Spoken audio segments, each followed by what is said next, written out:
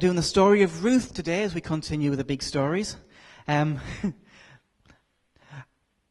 say this. It's not a story I was that familiar with, because to be honest, I always thought of it as a bit of a girl's story. And as we were putting together this series, there was one thing Amelia said to me as we were talking about doing. She said, "It's not going to be all men, is it?" So, no, we've got to put some women in there. And there was a little bit of, when I was given this one, of, I know the story of Ruth, but I don't know the story of Ruth. But it's been a real blessing to me to do this one. And the story of Ruth it's a love story. But it's a love story that has so many bigger themes going on, showing us God's love for us and our need for Him. And this morning we're going to be looking at what does it mean to be redeemed. We're going to be looking at the question of bitterness. We're going to be looking at hard times. And we're going to be asking the question, what does it mean to be a Christian? Now, the story of Ruth is a fairly long story, so I'm going to be skipping certain bits of the story. We can't cover everything. What I could do is just read the entire story out, and it would take the entire meeting.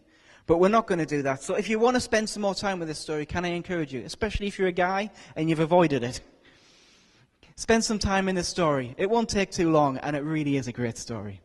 Well, the story of Ruth, it takes place right at the time that the book of Judges is set. We're told that right at the start of the book. But it's too big to put in the book of Judges, and really the book of Judges is about the judges. This is something that happened at that time. Now, it's hard to know exactly when during the time of Judges this took place. But what we do know is that there's a famine, because that's mentioned. And it's a famine that sets off all of the events that happen. So it's possible that this is set during the time of Gideon. Because during Gideon, we know that at this time, the Midianites were oppressing Israel. And that they were damaging the food supply. So we know there's a problem with the food supply during the time of Gideon. So it would fit. But we don't know when this was set. It could be a different famine that's actually not referred to in the book of Judges at all.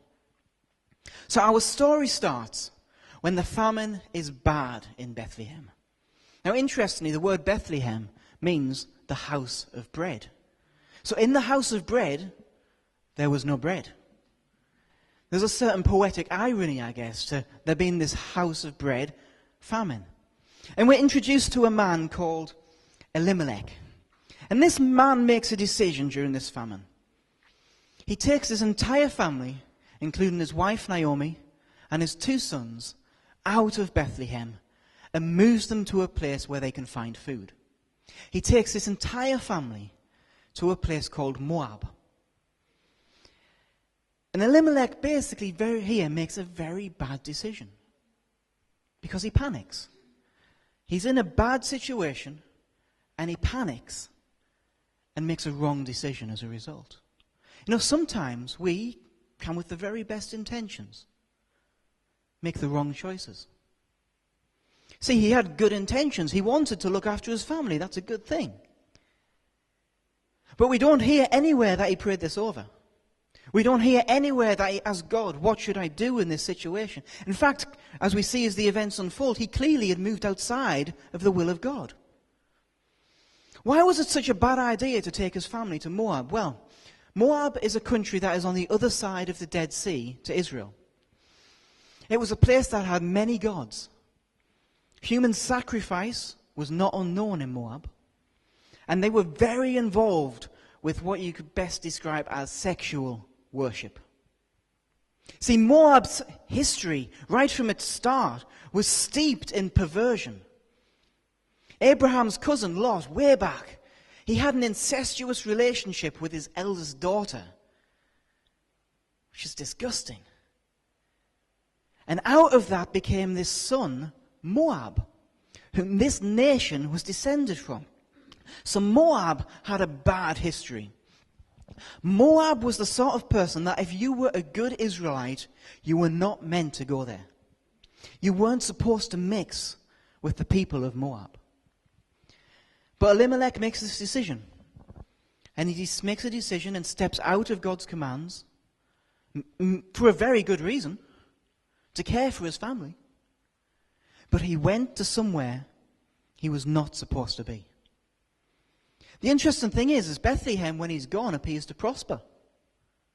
You know, when they come back, everybody else in Bethlehem who didn't leave is doing fine. You know, the situation was dire, but if he'd have waited, maybe he wouldn't have needed to go. You know, we even know of Boaz, who we'll meet a little bit later on, who was related to Elimelech, is doing really well when they get back. So this move, it didn't go well for Elimelech. His sons got married in Moab, and then both Elimelech and his sons die. Mahlon, whose name means sickness, and I'm going to say this wrong. Somebody? Chilion, there we go, thank you. Which means completeness, were his two sons, and they died out there. Now, a bit of parenting advice for you here. Don't name your child sickness. That's a bad idea. I mean, not that it has anything to do with what happened to him, but don't name your child sickness. Not good. And when they got to Moab, everything went wrong. See, we've got to be careful. We don't leave God out of our big life decisions. Don't leave God out of them. You see, when we find ourselves making big life decisions, the first person we should be asking is God. When we find ourselves in life outside of the will of God, we're suddenly in a very dangerous place. Now, don't misunderstand me. I don't believe God was punishing him for his move. But I believe that when you move outside of the will of God, you can move outside of the protection of God. And when you move outside of the protection of God, bad things can happen. I'm sure we've seen this happen to people time and again. There's probably people who immediately come to mind. Someone who was once going so strong with God, and then they move outside of his will, and suddenly everything goes wrong. See, the very safest place to live your life is in the will of God. Sometimes it's the scariest place to live your life, but it's by far the safest place to be, in obedience to God. Elimelech's motive to provide for his family, that's not a bad thing. You can't blame that. But his removal to another country, to the country of Moab of all places, it can't be justified. And this removal ended up with the wasting of his family. He never should have gone there in the first place. You know, if he hadn't have gone there, his life could have gone a very different direction. Would they have survived back home in Bethlehem? I believe so. I mean, we don't know. But we know Boaz did okay. So his sons die. Elimelech dies. And they leave Naomi, his wife, and the two daughters-in-law in this strange country. Those two daughters-in-law, Ruth and Orpah. And they are not in a great situation. It's been 10 years that they've been away from home at this point. 10 years outside of Israel. Can you imagine how hard a decision it was for Naomi to go back? See, when you leave, it's very, very hard to turn around and head on home with your tail between your legs. See, many people who leave church, one of their chief reasons for not coming back is that walking in that door for the first time is just too hard. Too hard to do. You know, they wonder, well, when I walk in, what will people say? What will people think? But in order to get back to where you need to be, sometimes you just have to be prepared for that. You've got to be ready for that. Because if you don't get up and move, then you won't go anywhere. See, going back is hard. Getting back into God's will can be a humbling and difficult experience. But it is the only way that your situation will ever change for the better. See, I don't see any evidence in the book of Ruth of judgment on Naomi for going back home. I don't see anybody criticizing her for going home. In fact, they seem delighted to see her. And I know for a fact, people that I've loved in this church who have gone, when they walk through those doors, I'm not going to be judging them. I'm going to be glad to see them. She makes this decision that she's going to head home. And she gives her daughters-in-law, Ruth and Orpah, a choice. You can either come stay with me, or you can stay with your own people. Ruth has a very clear choice that is put in front of her. You can go God's way, or you can stay in Moab. You can stay with what you know and what we are familiar with, even though that is very far from God, or you can go on this journey. See, becoming a Christian is a choice. What you do when you become a Christian is you choose God's way instead of the other way. Ruth makes that choice to go. Orpah doesn't make that choice, and she turns back. And we never hear from her again. See, Ruth's choice is to follow the God of Naomi. It's to leave behind Moab. It's to leave this former life behind and to follow a different way of living life. And here's the problem. Too many people want to have God, but they don't want to leave Moab. They're not prepared to do that. You see, Ruth says this to Naomi, "Entreat me not to leave you, or to turn back from following after you. For wherever you go, I will go. Wherever you lodge, I will lodge. Your people shall be my people. And get this, your God shall be my God. Where you die, I will die, and there I will be buried. The Lord does so to me, and more also. But anything but death parts you and me." She chooses not just to follow Naomi, but she chooses the people of God. She chooses God to be her God. But doing that involves leaving Moab. She committed to it. She says, "There I'll be buried. I'm not going back. You won't find me back in Moab." See, becoming a Christian means leaving behind a former life. And too often we get people who are very excited to make a decision to follow God, but they're not willing to leave a former life behind. Becoming a Christian means a big change, and it means no going back. You see, there's a reason why we call it making a commitment, because that's what it is. It's a commitment. It's more than just a decision to follow. It is following through of that decision. You see, sometimes people will put their hand up in a meeting. They really, really want to know God. They want something in their life to change. Maybe they're really down on their luck at the moment. Maybe they're just desperately lonely. Maybe they are convicted of their sin and they don't want sin in their life anymore. And they come forward and we pray for them and we connect with them and we never see them again. Never see them again. What went wrong? See, as a leadership, we've asked ourselves this question a lot. Is there more we could have done for this person? Where did we let them down? And sometimes we do let these people down. Absolutely. I need to be careful how I say this. In a lot of cases, that person wanted to make a change, but they weren't willing to get up and leave Moab behind. And there's nothing you can do about that. Nothing. Sometimes there's things in their life they just don't want to say goodbye to. And it's heart-wrenching to have somebody make a commitment and really believe and not take it any further. But that's the only way you can move forward with God. You've got to leave Moab.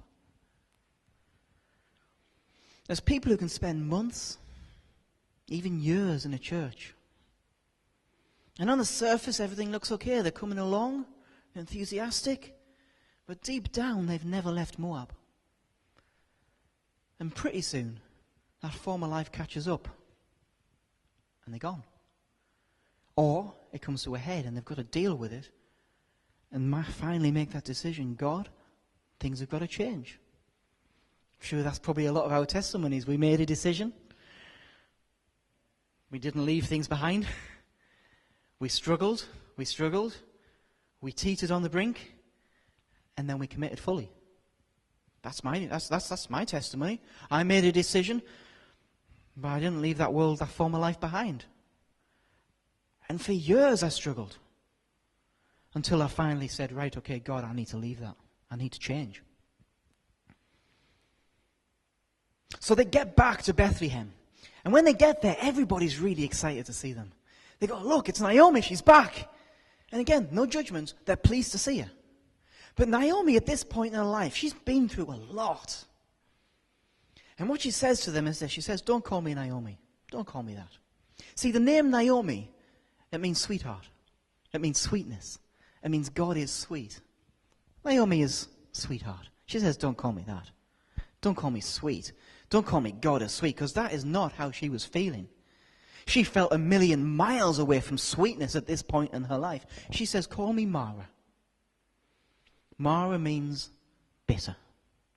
She says, don't call me sweetie pie. Call me bitter old hag. That's what she says. That's because that's how she felt.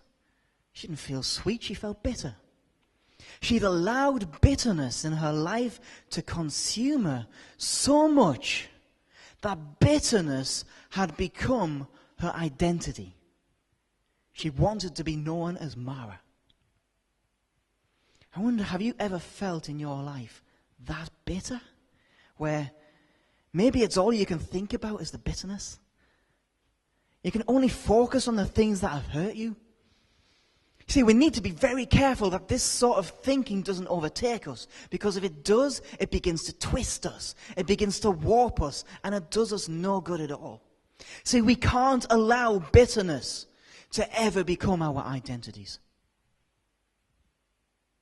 Whatever's happened to you in your life, whatever it is you've been through, bitterness is nowhere to live. See, Naomi, she blames God. She says, the Lord has testified against me. The Almighty has afflicted me. I wonder, have we ever felt like that? That God's done this to me. God's dealt with me harshly. This is God's fault. She places all of the blame on God instead of dealing with the fact she was somewhere she never should have been. See, when we deal with the consequences of our wrong choices, we can't blame God. See, bitterness is the opposite of sweetness. Bitterness transformed Naomi. She had a hard edge to her when she came back. She was rough. She was angry. Let me tell you, if you feel that in your life this morning, don't allow bitterness to consume you. You need to break free of that. Don't let something so sour dictate who you are. You don't want those edges in your life.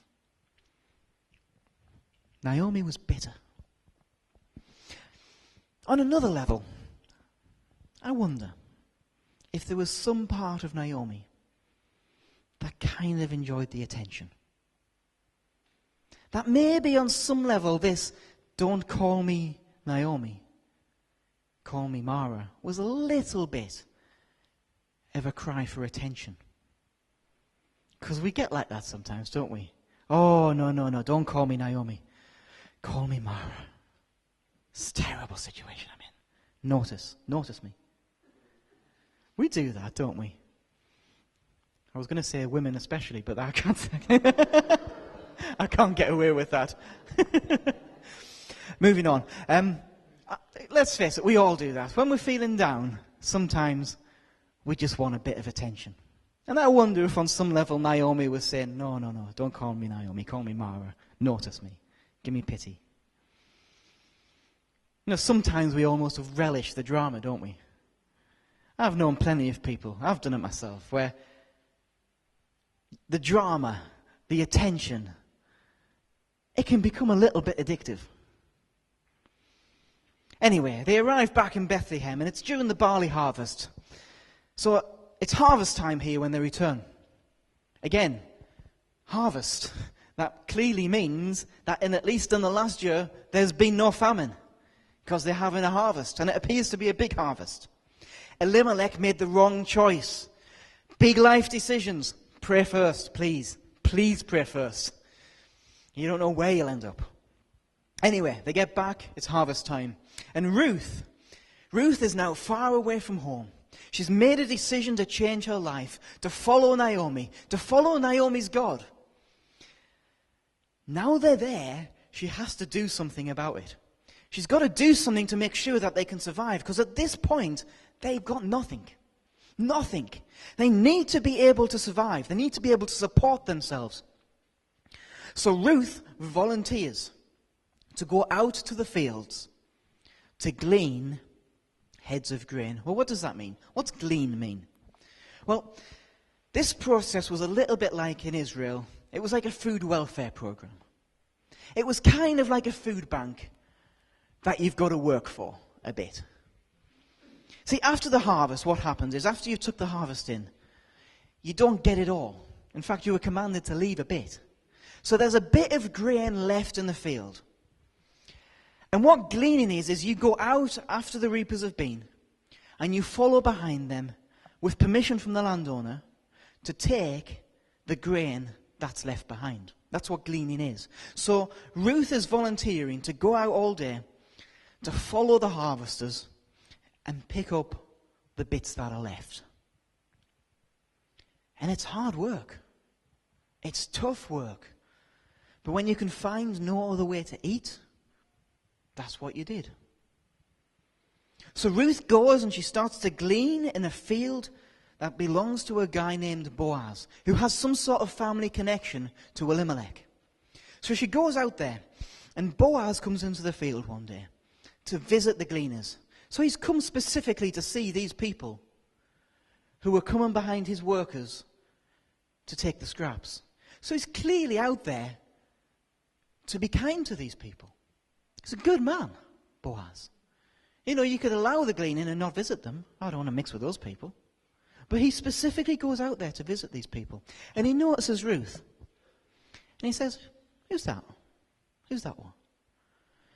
Now, people must have been talking a little bit about Ruth and Naomi, because the description he gets from his servant is, it's the young Moabite woman. You know, not the young Moabite woman who came with Naomi. You know, her. That one that's come from Moab. And the servant says to Boaz, she's been here all day working. See, Ruth worked hard. She made a commitment to Naomi, and she was prepared to put an effort in to see it through. Let me tell you, when you make a commitment to God, you've got to put some effort in. It's hard work. It's not always easy. So Boaz, he goes up to Ruth. And at this point, Ruth wouldn't have known how this conversation's going to go. Boaz would have been perfectly within his rights to say, you, Moabite, off now. Get out. He would have been within his rights to do that. So when he goes up to her, Ruth doesn't know how this conversation is going to go. She doesn't really have a right to be there. But instead, Boaz comes up to her and says, I'm going to protect you. I'm going to look after you. He says, you will listen, my daughter, will you not? Don't go out to glean on another field. Don't go from here, but stay by my young women. Let your eyes be on the field which they reap. Stick close to my women and go after them. And when you're thirsty, go down and drink from the vessels where the young men are drawn. He offers her protection. He offers her a community to get involved with. And he offers her water. He didn't have to do any of that. And then he says, I'm going to tell my men not to harm you. All of my men, they don't touch you. They don't cause you physical harm. They don't do anything else, which was a danger in the fields. She comes under his protection. And her response to him is to fall flat on her face and say, why have I found favor in your eyes that you should take notice of me, a foreigner? And Boaz says he's impressed by how faithful she's been with Naomi. How he's looked after this woman who certainly isn't showing any kindness at the moment. She's bitter. He's really impressed how she gave everything up to support this woman who is so consumed by bitterness she can't even see past it. I'm wondering if Naomi ever said thank you.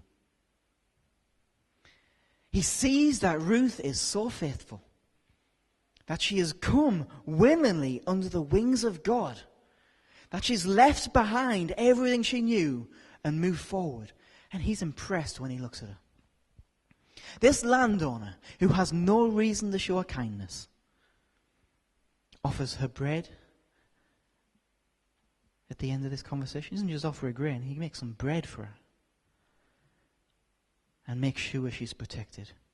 You know, God offers us kindness when he has no reason to show it. God would be perfectly within his rights to be done with us, but he's not. He shows us kindness willingly. So Ruth gets back to Naomi, and she tells Naomi what's happened. And she brings her some of the food that she's given. She was given food and the wheat that she gleaned. Now, clearly in this conversation, there's a bit of chemistry between Boaz and Ruth. A little spark, a little something. And Naomi notices this and says, okay, you stick to his field. You stick to his field, because she knows Ruth will be safe there. She knows that right through this harvest period, Ruth will go out to Boaz's field, and she was safe and she was well fed every day. But this spark with Boaz, I wonder whether there was a little bit in the back of Ruth's mind is, next time he comes, I'm going to develop that a little bit. He seems nice. But this whole harvest, nothing. It goes nowhere. Nothing at all. It's just like men, isn't it? Little spark, and then we think, I'll back off now. Don't want to seem too keen. So we come towards the end of this harvest time. It's coming towards the end. So we're getting more towards the end of autumn, beginning of winter. Now, one thing that happens at the end of harvest is they stop reaping. That means all this food that you're gleaning and picking up, this food supply is about to come to an end. It's about to stop. It's about to dry up.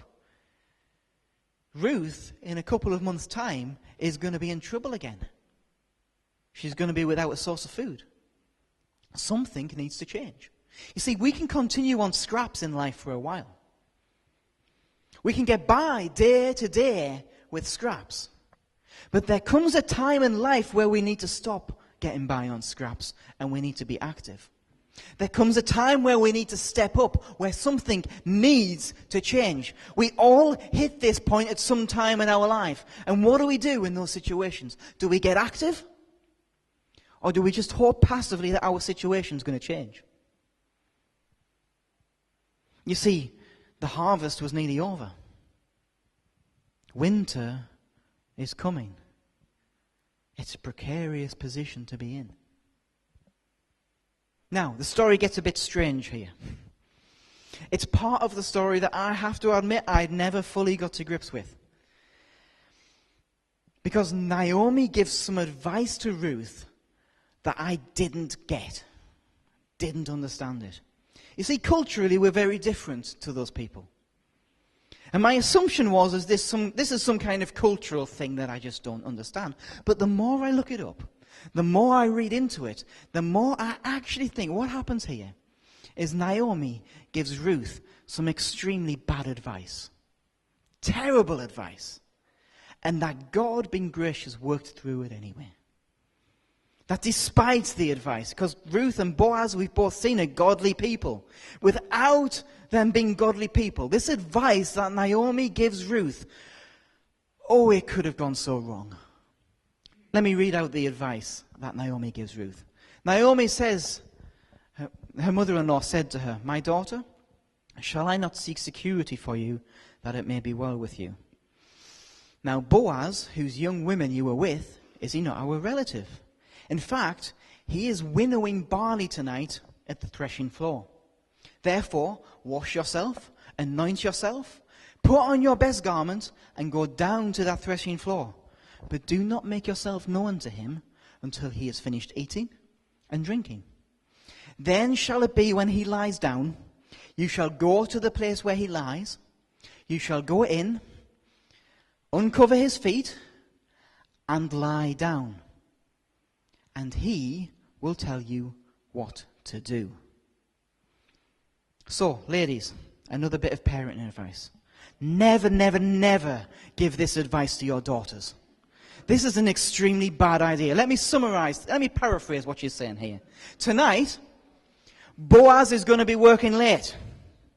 So, clean yourself up, dress very well, go over to the threshing floor where he's working.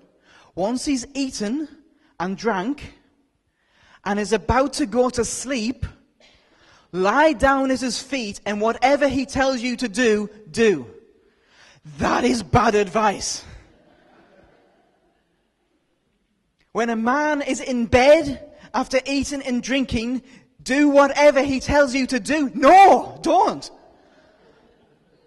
Now, all of the Bible commentaries go to great lengths here to tell us nothing dodgy happened. Now, why do they have to go to great lengths to say why did nothing dodgy happen? Because this was a potentially really dodgy situation. Bad advice from Naomi. See, threshing floors at this point in history, they had a reputation. See, men often slept on the threshing floor if they'd been working late at night during the harvest. The prophet Hosea, he speaks of what goes on the threshing floors. Hosea 9:1, he says, they were places prostitutes used to visit on the threshing floor. So this is where Naomi advises Ruth to go. Oh my goodness. So Ruth, being faithful, she does what Naomi tells her. So Boaz, it says, had eaten, he drunk, his heart was cheerful. Make of that what you will. And he went to lie down on a heap of grain. So Ruth comes in, she uncovers his feet, and she lies down. And Boaz jumps out of his skin. Boaz says, "Who are you?" All kinds of things must be going through Boaz's mind at this point, because he would have known the stories. Now we know Boaz is a virtuous man. And when someone comes and lies at your feet on the threshing floor, alarm bells start ringing.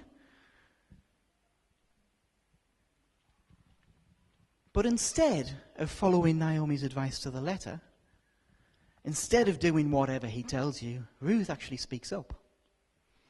She says, "It's me, Ruth. Will you take me under your wing?" What she's doing here is actually, she's proposing to him. Well, she's actually suggesting he propose to her. She's throwing it out there.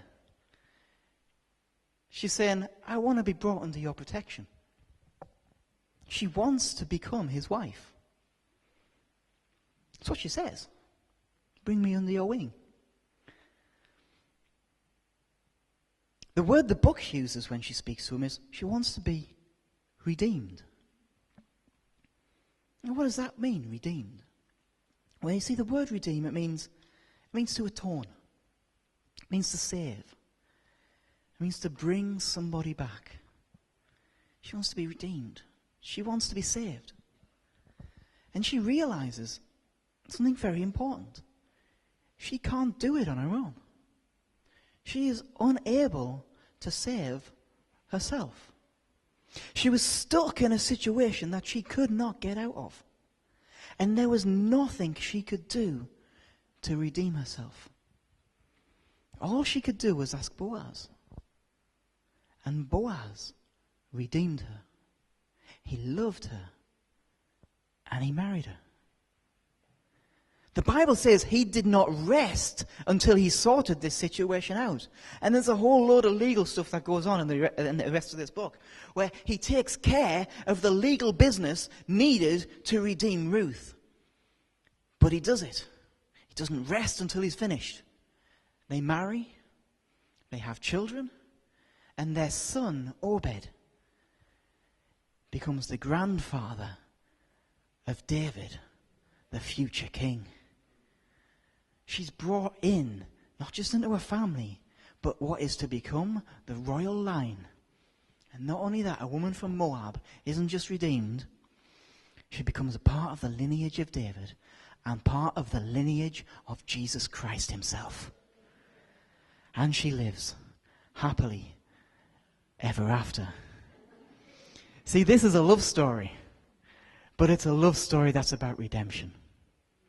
Ruth could do nothing to redeem herself. Only Boaz could do it. And all Ruth could do was ask, will you save me? You know, we're so lost as people. The Bible tells us all have sinned. Everyone. And we've fallen short of God's glory. We've fallen so short. We've got it wrong. We've gone astray. We've all ended up in a place that we were never, ever meant to be in. We've all ended up in that bad situation. And we are all in need of redemption, of saving. See, the Bible tells us our sin, our selfishness, our mistakes, it cuts us off from a holy God. Now maybe we've gotten by until now. Maybe life hasn't been too bad. Maybe we're getting by on the scraps life gives us. But let me tell you, harvest time is coming to an end. There comes a point where this can't go on forever. Winter is coming. The situation is urgent. Because without God, we're lost. We're lost in eternity to darkness. Lost. And the problem is, there's nothing we can do to redeem ourselves. Like Ruth, we're bringing nothing to the table here. There's nothing we can do, say, or achieve that's going to get us out of this mess. All we can do is ask a Savior. All we can do is ask the one who can redeem us. 2,000 years ago, Jesus got on the cross and dealt with all of the legal business that needed to be sorted out so that you could be redeemed. Through his death, we are able to be saved. But let me tell you, it doesn't just happen. Ruth could do nothing but ask. And that's all we can do. Ask. There is no other way. There is no other name by which man can be saved other than the name of Jesus. There is no secret hidden option. It's Jesus or nothing. Let me tell you this morning, you either have Jesus in your life or you don't. One or the other. She asked and they were married. See, marriage is a symbol of Christ's love for his church. And we say this at every wedding. And when we ask, he redeems us and we become family. We become married. We become close. We don't have to be alone anymore. We can suddenly be blessed. We can live a different life. We can be sure that our husband, Jesus himself, will look after us. He will protect us. And when the time comes that we pass from this world, we can be assured of what's to come in eternity. You can receive this morning. Just have to ask. But it means getting up. It means moving. You need to leave Moab behind. You need to leave that other life behind. See, when you stay put, it's not a decision. See, becoming a Christian changes everything in your life. If you make a decision and you've not had to change anything, something's gone wrong. See, following Jesus means you've got to leave some stuff behind. And that might not always be easy. But you've got to leave the old behind or it will keep pulling you back into it. There are some people here who've already made that choice. Already made that decision. But over the years, you've started heading back to Moab a little bit. You need to come back. You need to turn around. You need to get back into God's will. You need to get back into God's church. You need to get back to Jesus, because Moab will do you no good. There are some here this morning who maybe have let bitterness claim them. We can't let bitterness become our identity. Take your eyes off your problem. Put your eyes on Jesus. Because bitterness gives you a hard edge. And it warps you. Let me tell you, we can't fix the problems we have. We can't save ourselves. We need a Redeemer.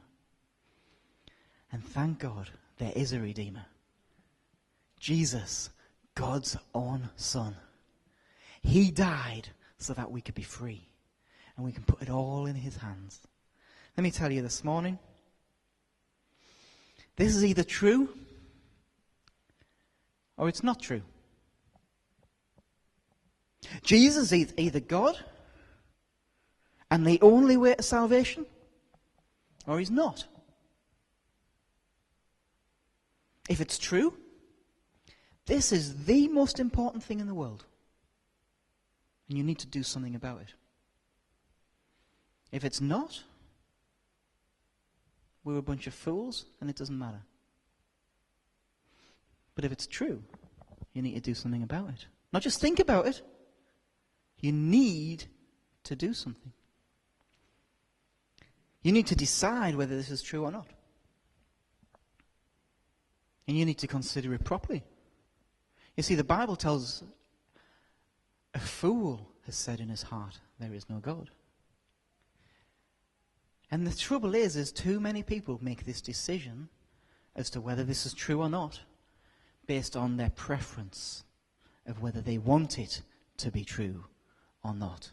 And to make that decision based on your preference would be a huge, foolish mistake. You can't shrug this question off. It's too important. If He is Lord, if this is true, you need to respond. Because eternity is up for stake. You can't save yourself. You can't redeem yourself. You need Jesus. And you need Him now. I'm going to ask the band if they'll come back up. And I'm going to pray in a minute. But I just want you to consider. Everybody consider. I know some of us, we've been Christians for years. Where do you stand this morning with Jesus? Where are you? Have you started wandering back to Moab? Do you need to turn around? Are you bitter against God about something? Is there something that sours your relationship with God? You need to deal with that and put your eyes on Him. And maybe you don't even know Him this morning, and all you can do is ask to be saved. That's all you can do. If any of those three things apply to you, after I pray, I'm going to ask you to come forward and I'm going to pray with you. Any of those three things. As we worship, I'm just going to pray for you. Let me tell you, if this is real, and you're in any of those three situations, don't put it off. You need to do something about it. Let's pray.